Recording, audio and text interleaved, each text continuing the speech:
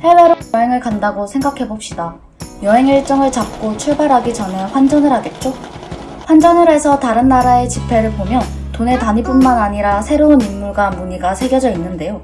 괜히 이 사람은 누굴까? 여긴 어딜까? 생각하곤 합니다. 나라를 상징하는 물건 중 하나이다 보니 자랑할 만한 위인이나 특별한 의미를 가지고 있는 것을 넣습니다. 그중 유명한 건축물이 들어가기도 합니다. 우리나라 지폐에도 건축물이 새겨져 있는데 눈치채셨나요? 어떤 건축물인지, 그리고 우리나라가 아니라 해외에서는 어떤 건축물이 들어가 있는지 한번 알아봅시다. 곰손으로 그려가는 사소한 건축 뉴스. 곰손의 그 사건. 천안부터 살펴봅시다. 태계 이양의 뒤로 보이는 저 한옥은 명륜당으로 성균관 유생들이 공부하던 건물인데요. 성균관의 교육공간 중에서 가장 중요한 건물이었다고 합니다. 태계 이양이 유생들을 관리하는 가장 높은 벼슬인 대사성을 여러 번 맡았기 때문에 그를 대표하는 건축이라 본 것이죠. 지금의 명륜당은 임진왜란 때 불탄 것을 다시 중건한 모습입니다. 현재 보물 141호로 지정돼 있고 성균관 대학교 안에 있습니다. 그 다음 5,000원권. 5,000원권에 있는 한옥은 율곡이이가 태어난 오죽헌입니다. 검은 대나무가 집 주변을 둘러싸고 있어서 오죽헌이란 이름이 붙여졌다고 합니다. 조선 중기 사대부의 대표적인 주택이고 우리나라 주택 중에서 가장 오래된 것 중 하나입니다. 조선 중기에서 말기에 과도기전 모습이 남아있어 건축사적인 면에서 중요성을 인정받아 보물 165호로 지정되었습니다. 우리나라 지폐에서 건축물은 1,000원과 5,000원권에서만 보이고 만원과 5만원권에서는 보이지 않습니다. 그렇다면 해외의 지폐는 어떨까요? 건축물이 포함된 해외의 지폐를 조사하다가 흥미로운 사실을 발견했는데 유럽연합의 지폐는 모두 건축물로 되어 있다는 사실이었습니다.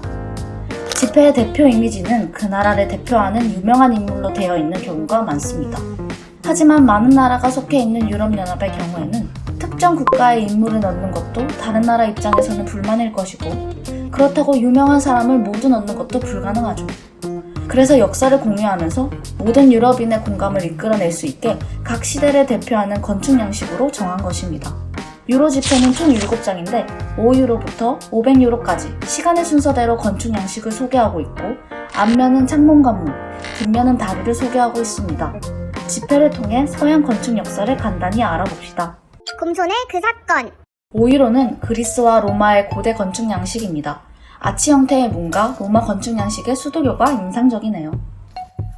10유로는 로마네스크 건축 양식입니다. 발전된 아치와 전쟁으로 인한 두꺼운 벽, 튼튼한 기둥이 특징입니다. 20유로는 중세시대의 고딕 양식으로 화려한 스테인드 글라스와 신에게 더 닿기 위해 아치의 끝도 뾰족하게 발전한 첨도 아치가 특징적으로 나타납니다. 50유로는 르네상스 건축 양식으로 신 중심의 세계관이 인간 중심으로 오면서 비례, 질서, 통일에 중점을 두었습니다. 100유로는 바로크와 로코코 건축 양식인데 50유로보다 훨씬 더 곡선이 화려하죠. 200유로는 식물과 넝콜에서 따온 곡선이 특징인 아르누보 양식으로 지어진 창문과 문이 있습니다. 500유로는 우리에게 익숙한 유리와 철근 콘크리트로 이루어진 근대 건축물과 다리가 나오죠.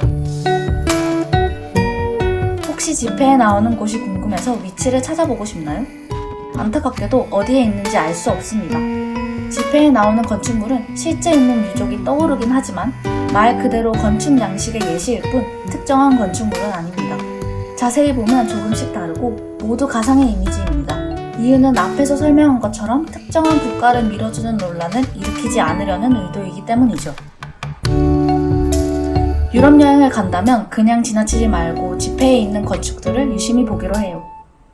지폐와 함께 과거 건축 여행 어떠셨나요? 그럼 다음 영상에서 만나요.